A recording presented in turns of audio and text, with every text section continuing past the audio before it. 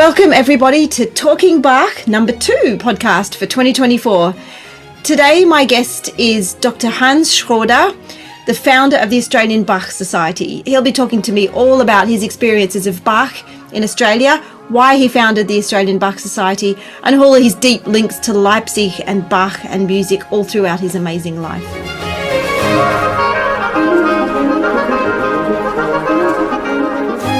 Dr. Hans Schroeder, thank you so much for joining me on Talking Bach podcast this month for Bach Academy Australia. Yes, well, but it's a long story. I can cut it short. First of all, I'm not a doctor. I'm just a person without doctor. Number two, I came to Australia, to Melbourne in 1990 as CEO of a German company and had my early retirement in 2003.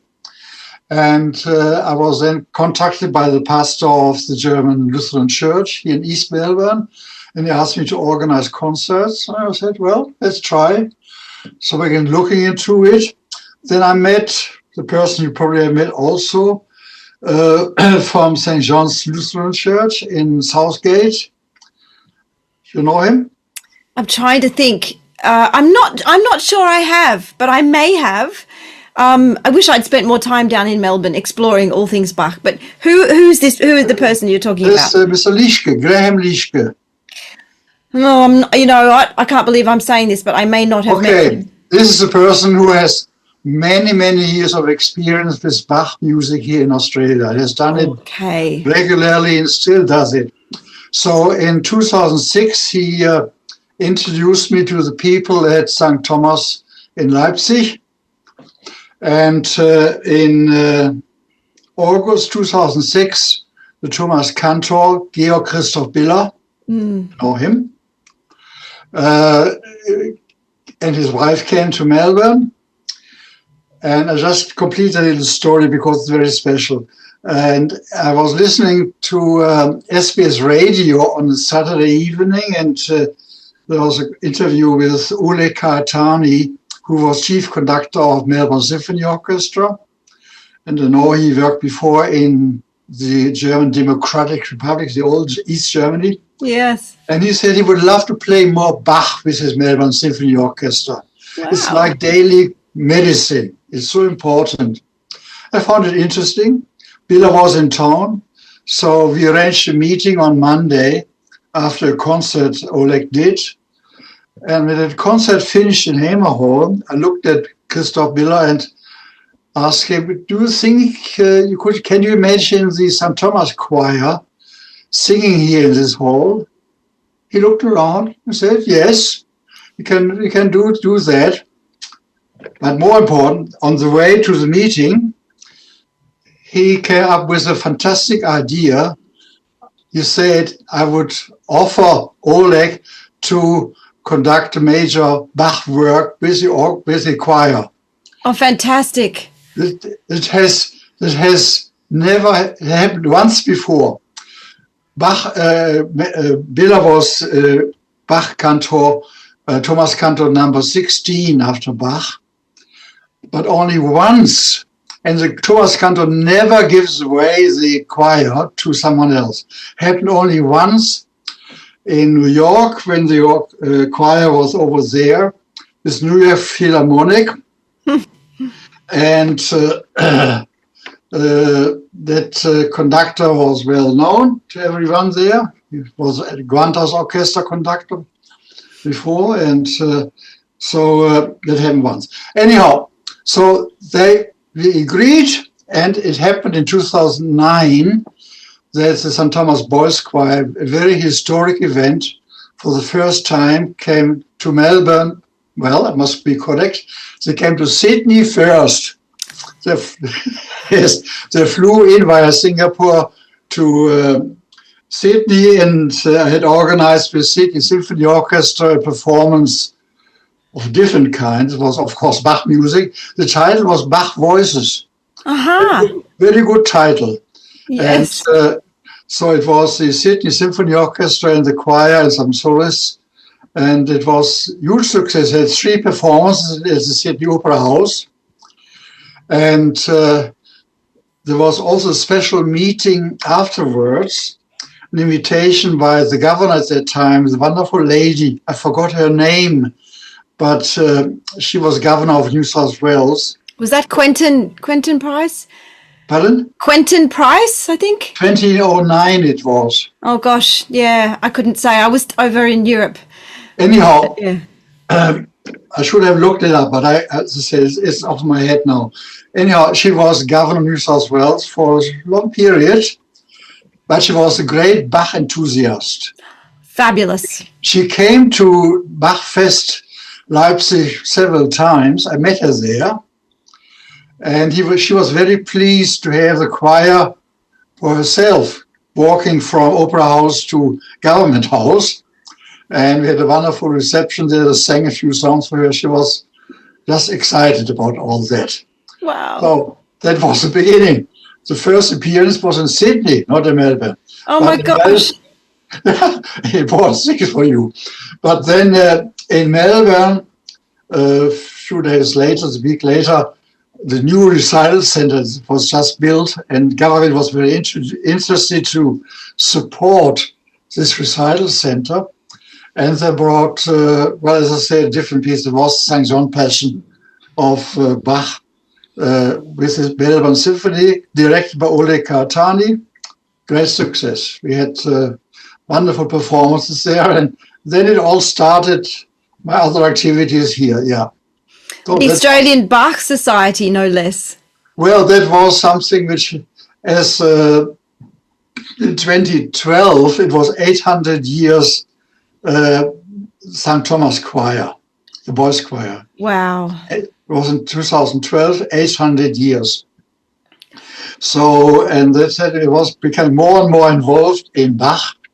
I must also tell, I'm not a musician myself. I'm not a musicologist. I'm just a music lover, and especially of that fellow called J.S. Bach. Yes. Because I must show you something. Uh-huh. Can you see that? Oh, hold it up a little bit for me. Ah, die Anfang und die Ende aller. Ja, genau. Beginning and end of all And music. it's got the BACH. I can see that. Yeah, okay, sorry. Yeah, anyhow. Yeah. That's fabulous. BACH is Anfang, Ende aller Musik, is beginning and end of all music. It's a word by Max Reger, a very famous German composer as well, 100 years later. And that's simply true. And yes, it is. It's really true. And I'll show you also something else. This CD is a set of 4 CDs from Munich. My daughter lives in Munich, in Germany, and this is the Bavarian Symphony Orchestra, Radio Bavarian Orchestra and Choir. And it's very interesting. It's one of the best things I've ever seen. Audio and music. Because it says, just a second, Bach, die Geheimnisse der Harmonie, the secrets of harmony. Okay. And this is the first time on 4 CDs, text of the life of Johann Sebastian Bach from Eisenach and all the various steps, finally to Leipzig, and the corresponding examples for that time, whether it was Weimar and Köthen or somewhere else. And it's the most fascinating part, because usually we hear the Passion and other pieces, many accompaniments. As you know, Bach has written 1,200 and more pieces. So, but to put it sort of in a context to his life at that very moment, and looking back, it was really, as we both will agree, a very, very special life. That it was so beautiful music, and the word harmony. Fortunately, is the same in English and in German. It's a very important one. It certainly is. And also that you call your organization Bach Academy. You've chosen the German word. Yes, we have. It's also written. But I heard about you, and I think we always agreed to meet in 2016 or so. Yes. This is when you started, wasn't it? Yes, we did. Correct. Was it the year when your patron, Sir John Eliot Gardner, was and your team was in Leipzig? Absolutely, we were, yes. The Matthew Passion. Yes, we did. We did, yes. I remember that was the one, in fact, actually the last one I experienced. I heard there in Leipzig, because afterwards I had a lot of problems with my health. So I haven't been to Leipzig since then. So, but I remember that you are okay. I remember that our friends in Sydney, Wheelies, they were very, very supportive and very excited about that. And of course, I have followed your activities a bit and saw also a few days ago what you have planned for this year. Yes. It's fantastic. Thank you, Hans. Thank you so much that you continue this great work, and with such an ambitious project. It's fantastic. Thank you. That means the world to me, coming from someone like you, who have, you've worked with, people right at the source of Bach's life, Georg Biller and all of the other incredible Bach exponents over there. And I know that you know the value of this work, of Bach's work. And, I've told this story many times before, but having discovered Bach's cantatas when I first started working with Sir John Eliot back in 2003, I just thought, I need to do this here in Australia, in my own country. And I need to really, really propel the cantatas and the passions right up onto the concert stage and put them at the forefront of people's minds, not just sort of a cantata here and there or in a church service here and there, but really put them in the front and center of on the concert stage, which is what we just did yesterday, actually, at the Sydney Festival. And we were so lucky that Olivia Ansell, the director of the Sydney Festival, decided she would put an entire week on just about Bach. And she called it Temperament. And she's asked us, she did ask us to be the opening of this week, to kick the whole thing off. So lots of artists this week are going to be experimenting with Bach, extemporizing on it, being influenced by it and all the rest of it. But she decided she would have us first, and we gave as honest and sincere performance of various works throughout the life of Bach as we could. So we just did Actus Tragicus, BWV 106, Brandenburg 5, the Motet Lobet den Herrn, and BWV 42, Am Abend aber derselbigen Sabbats, which is a great cantata. And what was lovely is that the director of the Sydney Festival, no less, valued Bach and valued what we do enough to make us, to sort of give us this opportunity to be in the Sydney Festival. And that told me that, this music is valued and there is a huge market for it here. Yeah. Okay, well, briefly, in 2014, we arranged a Bach Forum here in Melbourne. And a book has been published about Bach in Australia by Melbourne University. So just for your information. And well, all the time since 2006 and in 2009, Georg Biller became a very good friend. Yeah, tell me about this man and how your friendship and the development of your story, First of all, he unfortunately died 2 years ago. Yeah, I was aware of this very just sadly. This month, 2 years ago.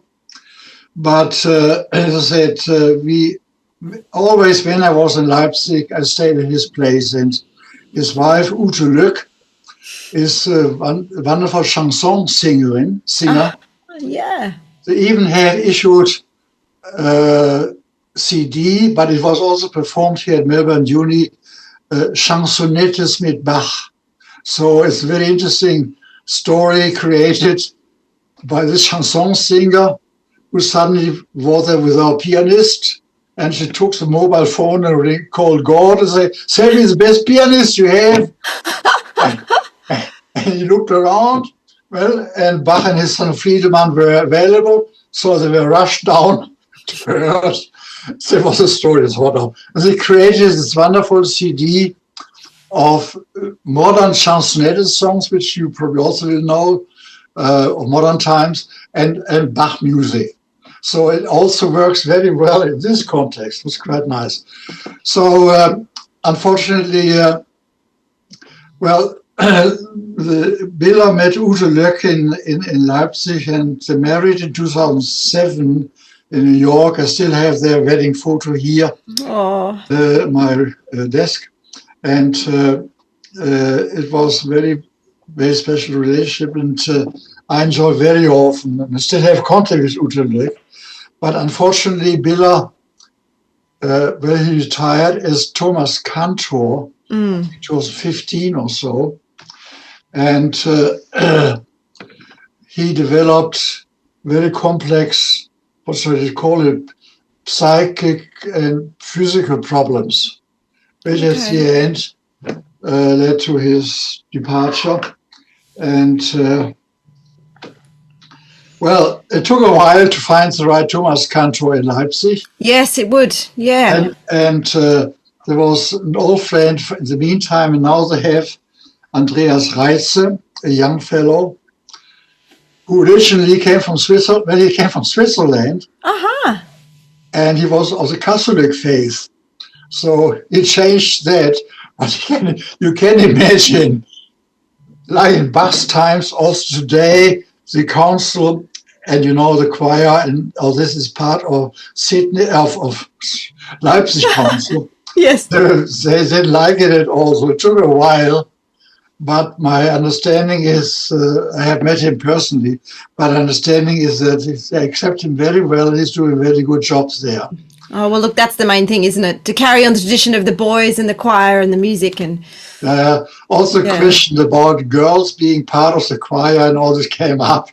But anyhow, 800 years plus, that's quite a long tradition. Yeah, it is. Type, plus all the music, and we all know some of parts of Bach's life. Yes. Around the time, all the problems he had with yes. Strange. Anyhow, yes.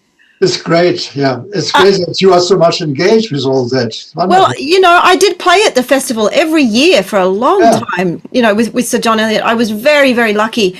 And I so looked forward to my time in Leipzig every year. And, each year we would do a different work or a different piece. We did several Matthews, a B minor mass, and many, many, many cantatas over the years. And not just in the Thomaskirche, but in the Nikolaikirche as well. It was fantastic, and I met lots of people there as well and tried to develop relationships, and it all helped me come to this place where I am now, back here in Australia. And that book you're talking about, I actually have a copy of it, a digital copy. I have a book, I have a copy of the book about the history of Bach in Australia. Oh, that book was published. Yeah. Okay, good. And later on in the year, I'm going to design a podcast around that book and that story, because I would love our listeners to know a bit more about the history of Bach, even though we're on the other side of the world out here. But there's a lot to talk about there. There's it is. What I will do is I have a wonderful picture, which I would like to send to you by email later. It's a good friend of mine was Katharina Rapp. She lived in Castlemaine, has just moved to Mallorca, despite she's 70 plus, but quite interesting. Anyhow, I asked her when I started the Bach Society here in Melbourne to paint something to promote. And she did a Bach household or Bach family painting, which I can send to you. I think Katharina is happy with that. It's a wonderful photo, which is also in Leipzig now. So it shows also a bit about Bach as Johann Sebastian Bach as a family person. It's also very important, I think, especially in the time we are in now. It's where so many things have changed in family and around. So no, it's a fascinating area to look into, and it's good you are so much engaged. May I ask you, Sir John Eliot Gardner, he was partly involved in Leipzig, but not anymore.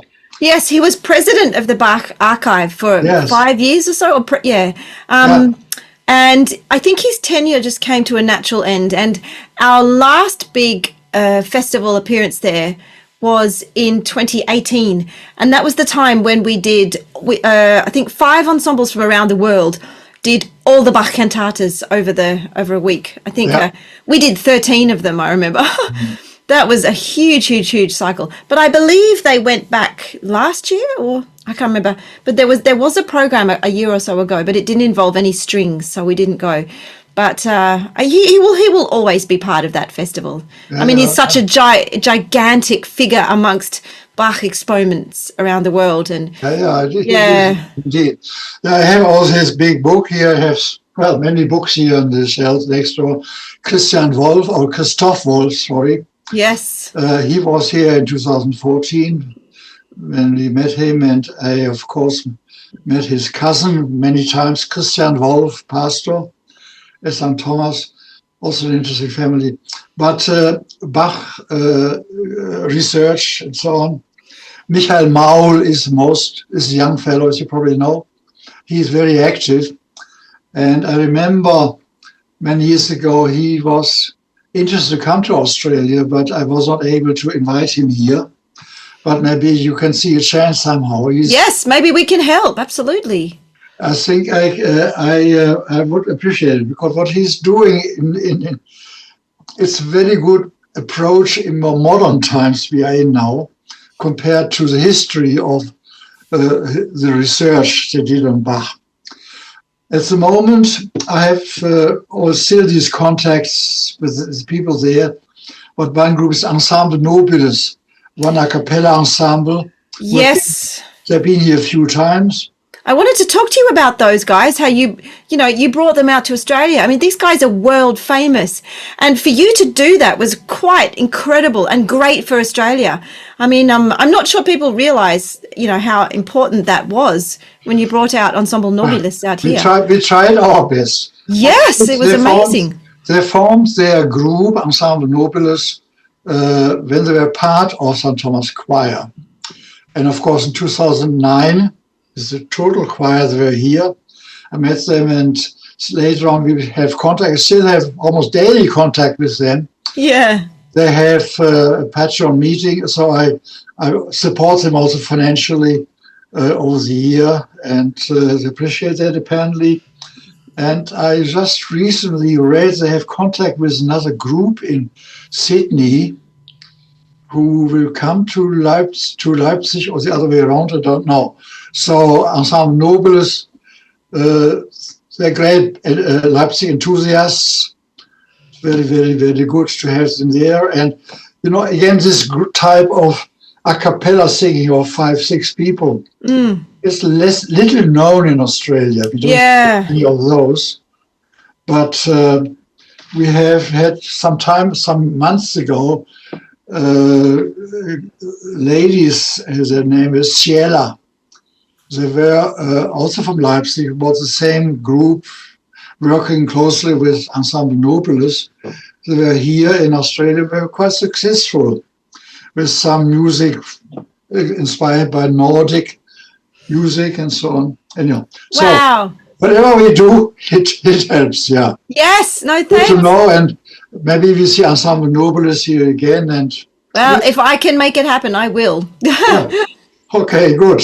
And I just wanted to say, what was it that inspired you to form the Australian Bach Society? Well, I'm not a Bach expert. As I said, I'm not playing musical instrument. My wife does piano teaching, that's another one. But I'm not a musicologist. So it's just the whole issue on his life, the harmony. All this. Yes. So it's so important. And when I started to move into this field, so I think we must do something more about it. And the church was interested, and we want to call it something like Melbourne Bach Society, not able, because they have Melbourne Bach Choir here. Yes, they do. So I decided on the spot in the office there, we call it Australian Bach Society. Big word, of course. Yeah. It was a big ambition, but unfortunately, when I had to stop, but we ran for many years the Christmas oratorio. That was our regular one. At least it was at St. Paul's Cathedral here in Melbourne. It was again here now a few weeks ago in our German church with David Crane. But anyhow, it was called the Australian Bach Society, but it's dormant now because I was not able. I'm very sorry about to keep it going. Oh, yes. Well, maybe I can revive it somehow, or we can find some people to revive it, I think, because it's such a wonderful idea, and it can be so collaborative between different ensembles around Australia and internationally, and it's a wonderful, beautiful thing. Yeah. We must also talk about someone else, Andrew Cole in Canberra. Yes, we must. Yes. Canberra Bach Ensemble. I really admire him that despite, he has also German background, that's another one, but his way of keep it going. Yes. Regularly in Canberra, yes, even in Leipzig, is great. Those guys have done brilliantly, and they were just over in Leipzig, weren't they, for the We Are Bach thing, I think. The ensembles from all over the world gathered together, didn't they? Yeah. It was very, very good. So it would be wonderful if we could continue. As I said, I have reached the age of 82, so it's time to see more from a distance, but it's good that we finally managed to get this podcast up and running. Yeah, I think it's wonderful because I'm not sure, I don't know, but I would love our listeners and our audience just to know about you and everything you've done for Bach in Australia. You've had the most enormous impact in this country, and how lucky are we that you decided to stay, and how much richer are our lives musically because you did decide to stay. And yes, just it's great, and I'm so grateful to you that you've done all this work and you've brought this incredible German culture to Australia and fostered all these wonderful connections internationally, and all in celebration of the greatest of the lot, the Anfang und die Ende. Okay. Yeah. Well, as I said before, it all started some 20 years ago in my early retirement, and I must say it was the best thing which ever could happen to me, even in retirement, to discover Bach and everything around it. So, and my experience in marketing things, etc., well, I have done this professionally before, helped a lot, because sometimes church groups need a push. So that's what I did about the future and what to do about all this. And we had much success with it, and I'm happy to hear from you that it has reverberated to many other places. Very, very good. Yeah, and so are you saying that you came to Bach's music in your 60s, or had you heard it before as a child, or was it that you just discovered it and thought, oh my gosh, this is incredible, Well, first of all, the first subject in my school was music. No. Long time ago. Oh, really? Then I studied chemistry in Berlin, which was divided in the 60s. But I did a lot to promote the cultural life in West Berlin, including building the Philharmonie, this wonderful building. Yes. I have it from Karajan, I heard many times, and other conductors. And for all the students, they had tickets which were very cheap, sometimes unsold tickets, but still top positions.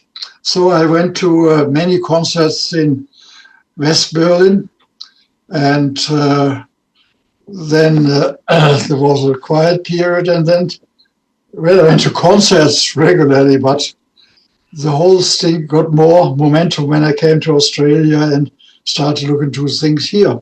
So it's very, very, that's my own experience. Yes, of course. Not lecture book, but Now I'm looking at it from my age point.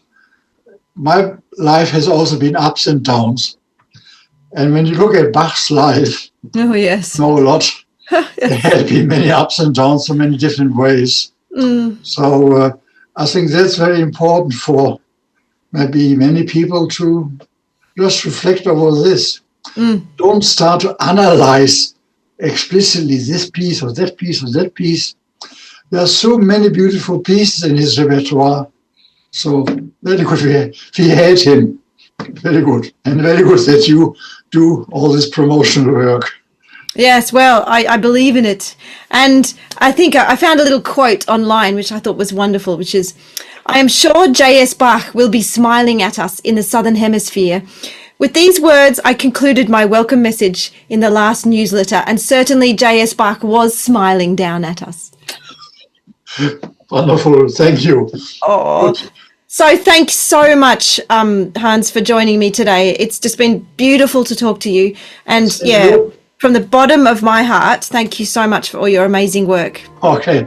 Thank you very much. Bye-bye.